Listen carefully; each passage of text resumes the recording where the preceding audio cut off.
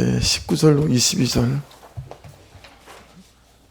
해석이 완전하게 좀 잘 안 되고 미진한 부분이 좀 있으시죠. 25절로 해석을 하긴 했습니다만은 해석이 온전하게 25절 해주고 있지만 그 부분을 조금 더 잘 살펴보려고 합니다. 19절부터 22절까지 한 목소리를 같이 읽겠습니다. 시작. 그가 백신화되어 자기 몸이 죽은 것 같고 사라의 태가 죽은 것 같음을 알고도 믿음이 약하여지지 아니하고 믿음이 없어 하나님의 약속을 의심하지 않고 믿음으로 견고하여져서 하나님께 영광을 돌리며 약속하신 그것을 또한 능히 이루실 줄을 확신하였으니 그러므로 그것이 그에게 의로 여겨졌느니라. 이미 이 앞에 우리가 아브라함을 좀 살펴보면서 아브라함이 어땠는지, 이스마엘 낳은 것들이 믿음으로 은혜로 낳은 것이 아니라 자기 계획으로 낳았다. 그래서 86세부터 99세까지 13년 동안 하나님이 단 한 번도 어떤 선지자를 통해서든지 꿈으로 통해서든지 하나님이 아브라함에게 말씀하신 적이 없다. 그리고 우리가 말씀을 이미 살펴봤기 때문에 이 19절은 좀 약간 당황스럽죠. 22절까지 이게 완전 거짓말 하는 것 같잖아요, 지금 말씀이. 그죠? 근데 이게 거짓말이 아니라면 왜 하나님께서는 바울 사도를 통해서 아브라함에 대해서 이렇게 말씀하시는가 라고 하는 것입니다. 왜 바울을 통해서 아브라함에 대해서 하나님은 이렇게 말씀을 하실까 라고 하는 것들이 이제 우리가 관찰 질문, 묵상 질문이 될 수 있겠죠. 창세기 15장 6절에 가면 아브라함이 여호와를 믿으니 여호와께서 이를 그의 의로 여기시고 그렇게 말씀하세요. 아브라함이 여호와를 믿으니 여호와께서 이를 그의 의로 여기셨다. 그렇게 말씀하거든요.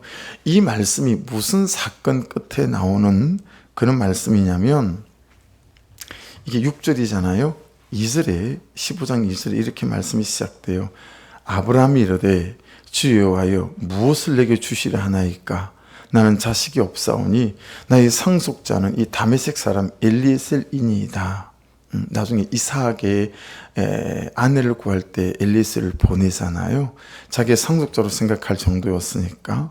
3절에 아브라함이 또 이르되 주께서 내게 씨를 주지 아니하셨으니 내 집에서 길린 자가 내 상속자가 될 것이니이다.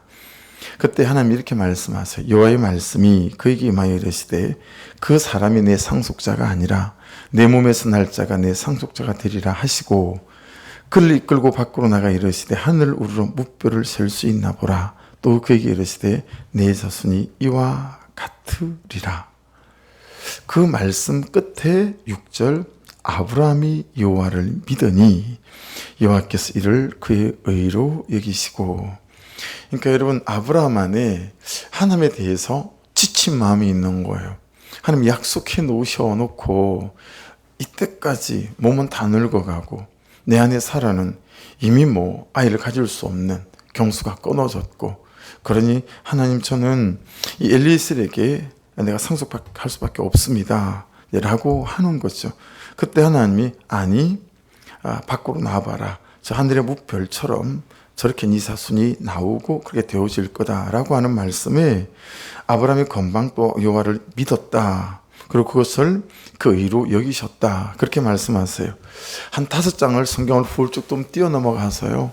창세기 20장 2절에 보면 그의 아내 사라를 자기 누이라였으므로 그랄 왕 아비멜렉이 사람을 보내어 사라를 데려갔더니 그랄 땅에서 있었던 일인데요.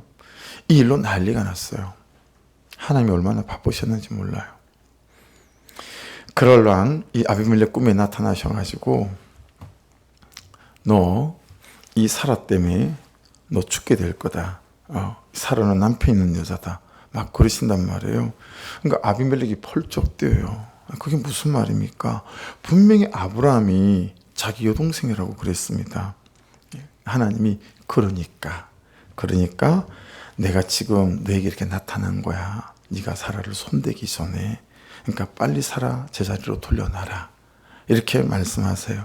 여러분 사라를 통해서 이삭이 나오고 이삭을 통해서 야곱이 나오고 예수님의 계보가 이어져야 되는데 구속사의 계보가 하나님 마음이 얼마나 급했겠어요. 그죠? 예, 그래서 하나님이 막 꿈중에 나타나시고 막 이렇게 하신 거예요. 근데 여러분 이때 이제 하나님께서 우리 마음에 담아야 할 말씀을 한 가지 말씀하세요. 이 창세기 20장 7절인데요. 이제 그 사람이 아내를 돌려보내라. 아비멜렉이 하시는 말씀이에요. 그는 선지자라.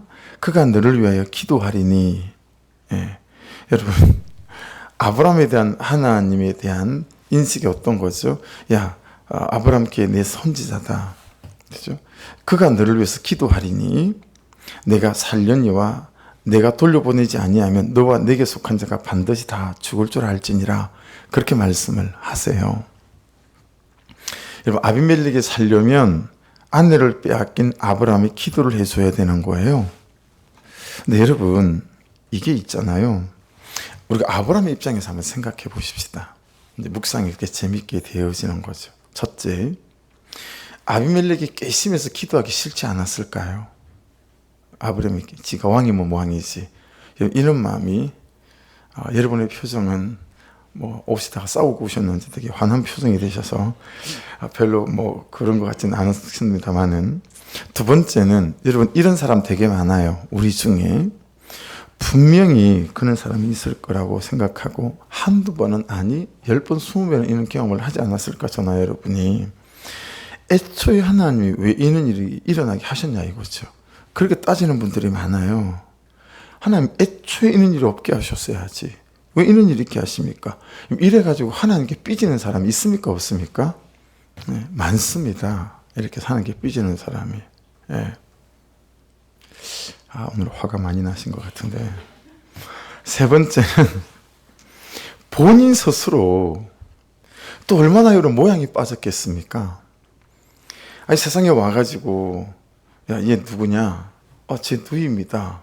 아내를 누이라고 그렇게 거짓말 한 거잖아요. 여러분 그걸 자기 종들도 보고 같이 있는 식구들도 보고 다 보지 않았겠어요? 그게 얼마나 모장 빠지는 일이에요. 믿음은 어디로 가버렸는지. 그렇죠? 믿음은 고사하고 야, 너 남자 맞냐? 뭐 이런 거 아니겠어요? 집 마누라 그냥 데리고 가는데 아무 말도 못하고 있는 그런 사람이잖아요. 여러분 이 아브라함이요 그냥 그런 거예요. 나중에 아비멜렉 가서 물어봐요. 너 왜 그랬냐? 나 죽일까 봐 그랬어요. 뭐 그렇게 얘기하거든요. 자기 죽을까 봐 두려움이. 뭐 저도 충분히 그럴 것 같긴 합니다만은 거기 뭐 이렇게 뭘 보니까 뭐 아나운서하고 뭐 이렇게 뭐 프로그램 진행하는데 막 빠져 죽을 물은 아니고 그래도 물에 빠졌어요. 아들하고 7살짜리 아들하고 아내하고 빠졌는데 그 남자 아나운서한테 누굴 먼저 건질 거냐고. 그러니까 아무래도 아내를 먼저 건질 것 같다고. 7살짜리 아들은 좀 수영을 할 줄 아는데 아내는 전혀 못하기 때문에 아내를 건질 것 같다고. 그래놓고 무슨 토를 다냐면 죽으면 괜찮은데 아내가 안 죽고 살아나면 집에 가서 자기가 죽는다 이거예요. 그러니까 아내 먼저 건져야 된다고. 참 우리가 이렇게 살아요. 네, 이 시대 남편들이 다 이렇게 사는 거예요. 그래서 딱 보고 죽을 것 같으면 냅두고 안 죽을 것 같으면 건져야 되는 거죠. 안 그러면 집에 가서 내가 죽으니까. 그러니까 여러분 이 아브라함이 진짜 저는 모양 빠졌을 거라고 봐요. 막 자존심도 상하고. 그렇죠? 야, 저게 사람이냐. 주변 사람들 얼마나 수군거렸겠어요. 그리고 이스마엘을 불러가지고 이스마엘, 야, 저게 네 아버지다 야. 막 이러고 막 그러지 않겠어요? 막 수군거리고 완전히 체면을 구겼을 거예요. 그러니 이러나 저러나 여러분 기도할 마음이 생기겠습니까? 안 생기겠습니까? 아비멜렉이 머리 위에 손 얹고 기도할 마음이 안 생겼을 거라고 저는 생각해요. 근데 창세기 20장 17절 말씀이 아브라함이 하나님께 기도하매 하나님이 아비멜렉과 그의 아내와 여종을 치료하사 출산하게 하셨으니. 여러분 아브라함이 그 모든 실수와 수치를 뚫고 기도하는 게 왜 이렇게 중요하냐면 18절에 보면 이 일로 여호와께서 아비멜렉의 모든 집에 태문을 다 닫아버렸었거든요. 그러니까 이게 기도하는 게 너무 중요한 거예요. 만일에 아브라함이 삐져가지고 아비멜렉이 미워가지고 기도하지 않았다 그러면 여러분 아비멜렉 집안에 태문이 이제 닫히는 거였었어요.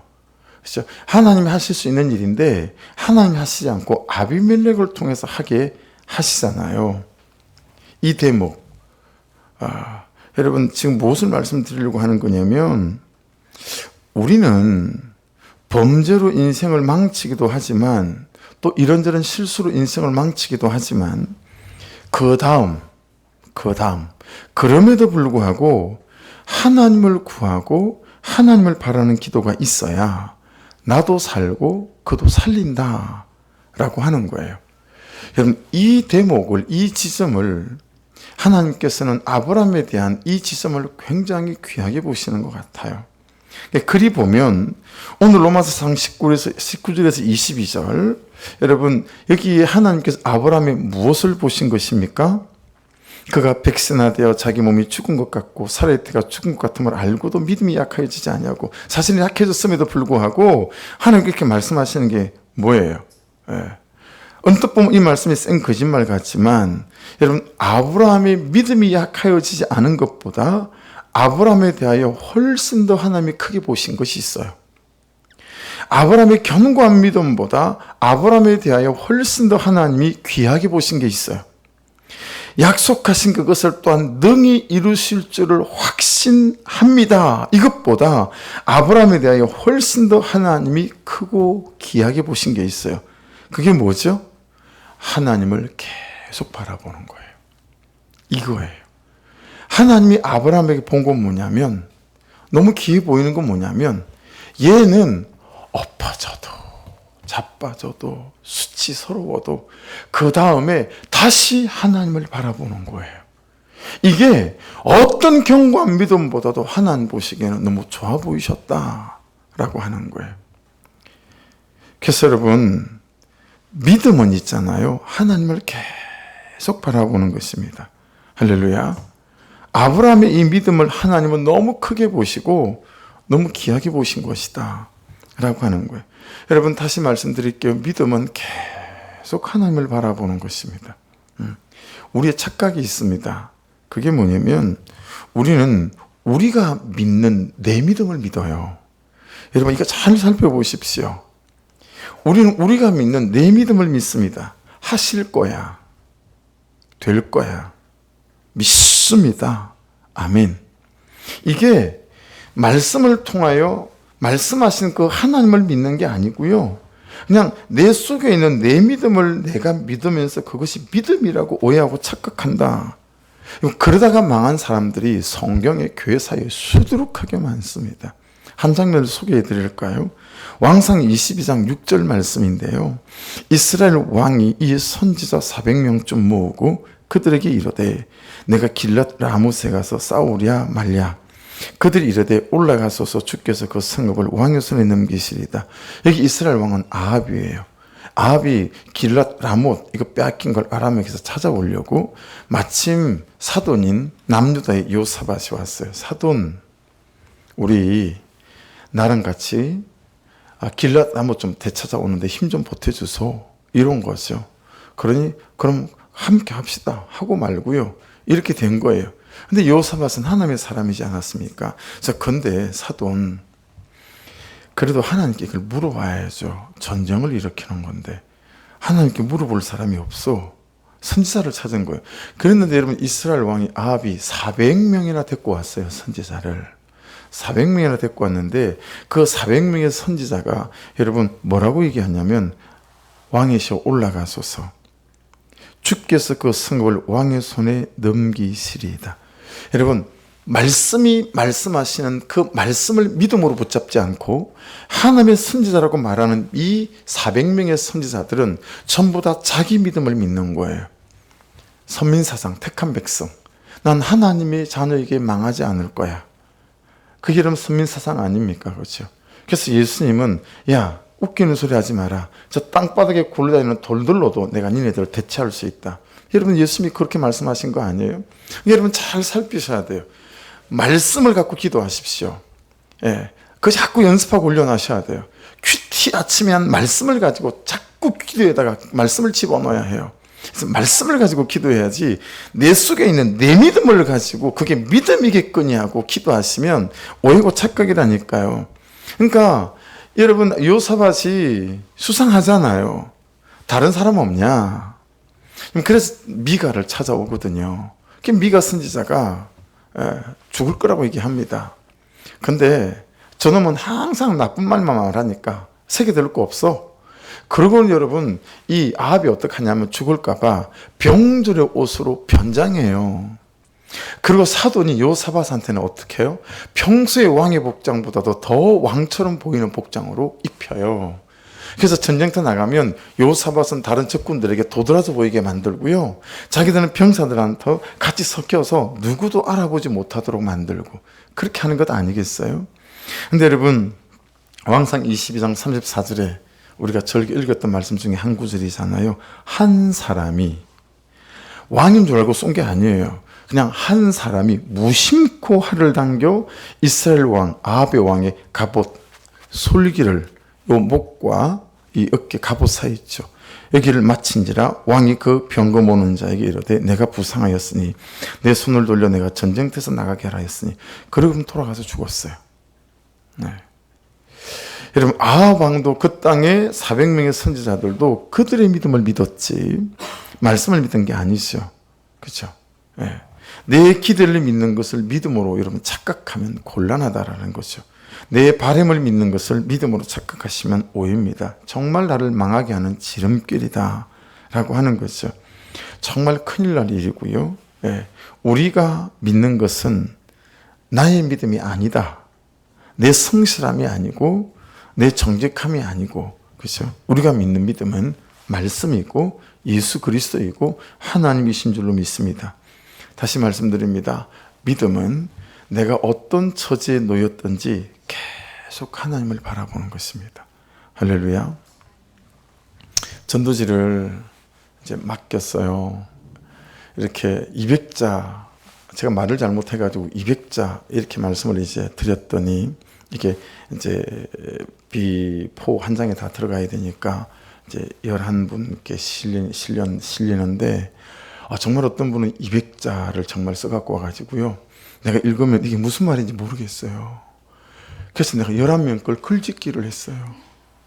그걸 토대로 글짓기를 하는데 이게 며칠 걸리는 거야. 오늘 글짓기를 끝냈어요.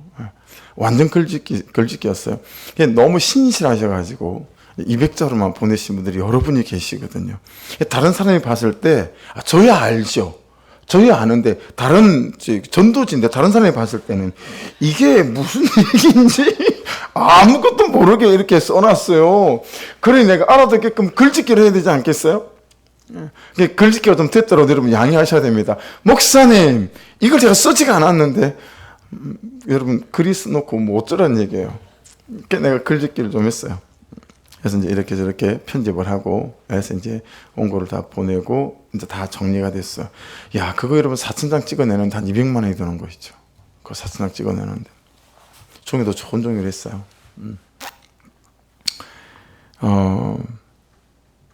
제일 앞에 타이틀을 달아야 되는데 제가 여러분의 거 다 소제목을 달았어요. 위에다가.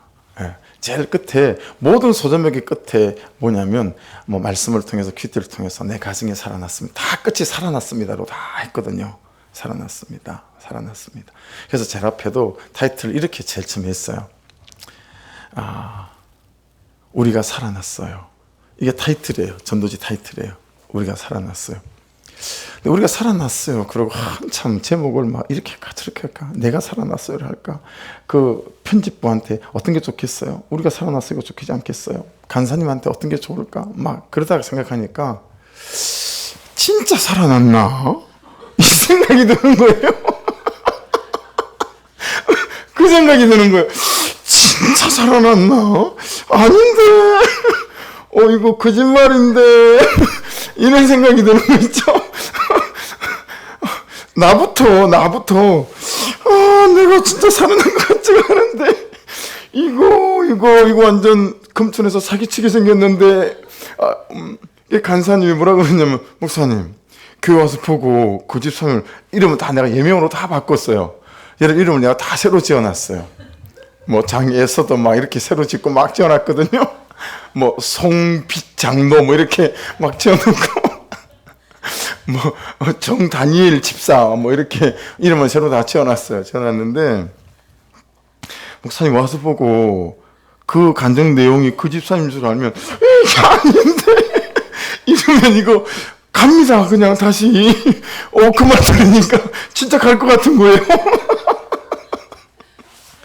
진짜 갈 것 같은 거예요. 아니 큰일인데 이거 우리는 살아났어요. 이거 안 되겠다. 이제 뭐 그럼 뭘로 하지?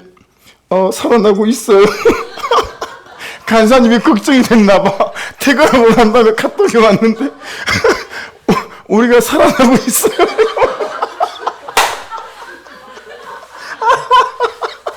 내가 그걸 쳐다보고 혼자 엄청 웃었어요. 얼마나 걱정이 됐어요. 퇴근하고 머리에 계속 그 생각이 맴돌았던 거잖아요. 큰일 난다 이거. 살아났어요. 그러고 와서 보는데 안 살아나서 추구하고 있어. 이 교회 이거 완전 사기치는 교회인데 이거 이 19절로 22절 보는 마음이 들었을 거란 말이에요. 그죠? 아브라함이 믿음으로 의를 여기고 이순 쌩 거짓말인데 그 말하고 여러분 똑같이 기지 않겠어요? 와 너무 고민이 되는 거예요. 우리가 살아나고 있어요. 그러다가 그럼 이렇게 짓자. 그래도 살아야 합니다. 그래도 살아야 합니다. 알아들을까? 우리끼리는 알아듣는데 그 사람들 못 알아들 것 같은데 어떻게 하지? 진짜 살아나고 있습니다. 이렇게 해야 되나? 아직 그 제목을 아직 못 정했어요. 내일 다시 좀 보내야 되는데 여러분 양심껏 기도하는 마음으로 또 가서 그냥 주무시지 마시고 우리 간사님처럼 양심껏 좀 고민하셔서 기도 제목을 내일 아침 9시까지 제 카톡으로 좀 보내보세요. 당첨되면 설빙에서 팥빙수 한 달 내가 사드릴게요. 아시겠죠? 이미 4천장 200만 원 들여서 찍는 거예요. 뭐 이렇게 디자인비 20만 원, 4천장 찍는 비가 또 뭐 100몇십만 원 막 그렇다면 제일 좋은 종교를 했거든요. 전도지니까. 그러니까 제목을 우리가 살아났어요는 진짜 안 될 것 같아요. 그럼 완전 여기 로마서 여기 이제 4장 19절로 22절이라 이게. 예. 그래서 이제 뭔 말씀을 드리려고 이 말씀을 드린 거냐면 여러분 우리가 살아났죠. 근데 또 엎어지잖아요. 근데 보세요. 어디서 갈리냐면 엎어졌을 때 하늘을 바라보는 사람이 있고 엎어졌을 때 내 죄를 바라보는 사람만 있어요. 그쵸? 이거 안 된다라는 거예요. 하나님이 아브라함을 보고 뭐가 예쁘고 뭐가 하나님이 아브라함을 보면서 정말 마음이 애틋했냐면 참 귀하다. 엎어져도 나를 바라보고 자빠져도 나를 바라보고 참 좀 그렇긴 하지만 네 마누라 팔아먹고도 나를 바라보고 아브라함은 그러는 거잖아요. 지 마누라 팔아쳐먹고 그리고 또 손을 얹고 기도하라 그러니까 또 기도하잖아요. 근데 이게 여러분 사실은 우리한테 잘 안 되는 거거든요. 계속 나를 바라보느라 여러분 내 인생의 반은 나 바라보느라 지쳐버릴걸요. 난 이래서 저래서 안 되고 맨날 그래가지고 예배 없는데도 그냥 무슨 화난 사람처럼 해가지고 오고 막 이러는 거잖아요. 그죠? 네. 그러니까 여러분 이 대목을 하나님이 이렇게 귀하게 보셨고 내게 깨달아지니까 그냥 딱 정원적 정리가 나오잖아요. 믿음은 하나님을 계속 바라보는 거구나. 이게 그냥 정리가 딱 되는 거 있죠. 여러분 그렇게 아브라함이 엎어지고 자빠지고 해도 여러분과 제가 저 살아났어요. 근데 또 엎어지죠. 자빠지죠. 근데 그때 또 다시 하늘을 바라보는 거예요. 그래서 우리들 교회가 그 벽에 큰 플랜카드 우리도 앞에 해보려다가 예산이 너무 많이 들어서 못했거든요. 그걸 한 300만 원 달라 그래가지고. 근데 우리들 교회가 그 슬로건 때문에 살아난 사람들이 많은데 그 중에 하나가 그래도 살아야 합니다. 이 슬로건이었어요. 그래도 살아야 합니다. 그래도 살아야 합니다. 자, 옆에 계신 분들한테 하십시오. 그래도 살아야 합니다. 시작. 예. 예. 예. 어디 도망가지 마시고, 예. 도망가지 마시고, 그래도 살아야 되는 거예요. 그럼 다시 한번 해볼까요? 말씀대로 적용해서, 그래도 하나님을 쳐다봐야 됩니다. 시작. 맞죠? 이 대목을 하나님이 너무 귀하게 보신 거예요. 아브라함의 이 대목을. 여러분, 여러분이라도 그러지 않겠어요? 여러분의 자녀가, 그죠? 이렇게 잘못하고 저렇게 잘못하고 막 아빠가 엄마가 야단치는데도 불구하고 그래도 엄마 치마복을 붙잡고 엄마 죄송해요. 미안해요. 안 그럴게요. 잘할게요. 근데 잘 안 돼요. 그게. 여러분, 그러면 또 그 아이를 품게 되잖아요. 하나님, 제가 또 그랬어요. 저 좀 불쌍히 여기시고 긍휼히 여겨주시고 하나님, 이러는 거죠. 아브라함이. 이게 우리에게 하나님께서 원하는 게 그거 아니겠어요? 하나님께서 우리에게 완벽한 걸 원하시겠어요? 퍼펙트한 걸 원하시겠어요? 그죠? 그러면서 다시 그분을 붙잡고 말씀대로 살아가려고 막 몸부림을 치고 하는 이 부분에 대해서 하나님께서 얼마나 아브라함을 애틋하게 느꼈는지 그냥 깨닫게 되어지는 거예요. 그렇죠? 아브라함이 엎어지고 자빠지고 해도 그 수치를 뚫고, 아멘 하십시다. 그 죄책감을 뚫고, 그 정죄감을 뚫고, 사람들의 비웃음을 뚫고, 또 하나님 저 어떡해요? 전 그래도 하나님 없으면 안 돼요 하는 거죠. 네, 하나님 없으면 안 돼요 하는 거예요. 맞습니다. 하나님, 제가 그런 놈입니다. 저 좀 불쌍히 여겨주십시오.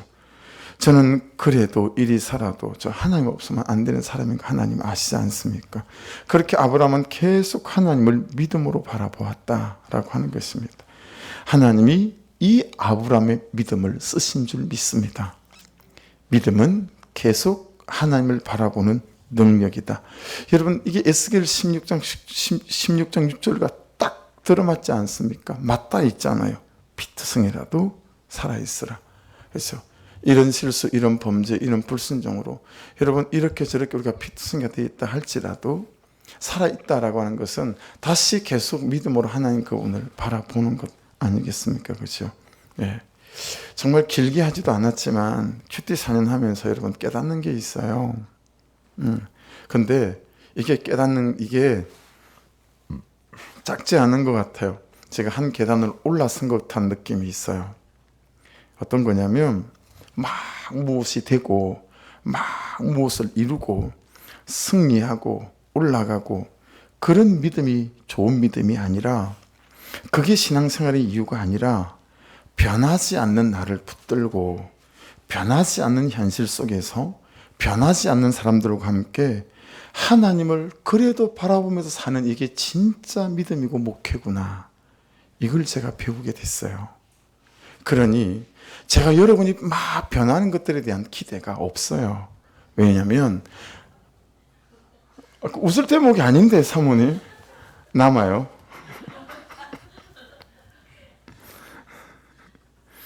어디 하다가 그러니까 여러분 이거 저한테는 비웃은 거 아니죠?